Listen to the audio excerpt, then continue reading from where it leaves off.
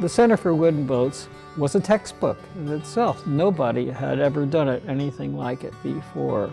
He believed in, following your heart and doing things that are important to you and that meant something. He taught me a lot about design and about the beauty that wooden boats have. Good for your soul and your spirit. One morning at breakfast, Colleen said we have to do something about the lake.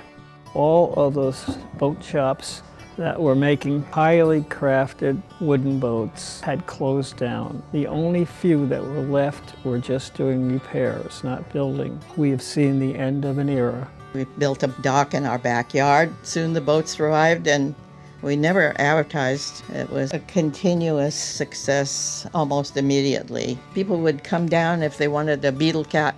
They might wait for an hour till the other beetle cap came back in. But our neighbors never complained, so we did it for 12 years. Every little nook and cranny had a boat stuck in it, and we never turned anybody away that wanted to come in and ask the questions, tell us their stories about how they happened to get into boats. People were building boats. People were starting businesses from what we were doing. The lake started blooming with boats suddenly. It came to a point where we needed more space.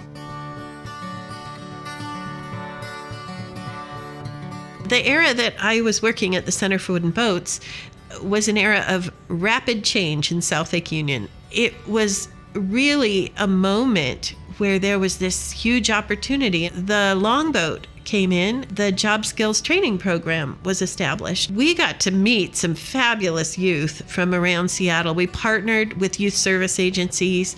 So it became a real hub down here, a critical mass of really interesting programs where community could be engaged, hands-on. The Center for Wooden Boats in Lake Union is operating a boat livery or boat rental right near where there were boat rentals before at the turn of the 20th century. Kama Beach is offering boat rentals at a location where that was happening in the middle of the 20th century. It's a place anybody can come down and put their hands on the oar, as Dick Wagner used to say, or put their hands on a tool and participate. My wish is that that spirit of community will continue forever.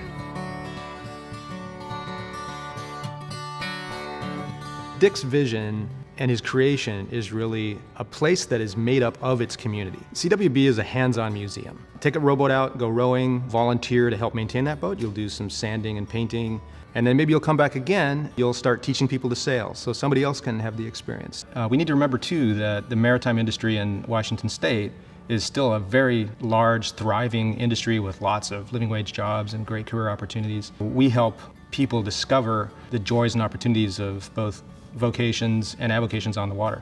The Wagner Education Center means a lot to the Center for Wooden Boats and to the community. Situated as it is right here in the heart of the fastest growing neighborhood and the fastest growing city in the country. Volunteers have been absolutely crucial to the creation of the Wagner Education Center, as they've been absolutely crucial to CWB. With our new building and with everything that's going on in the area, we're going to be able to really extend our reach.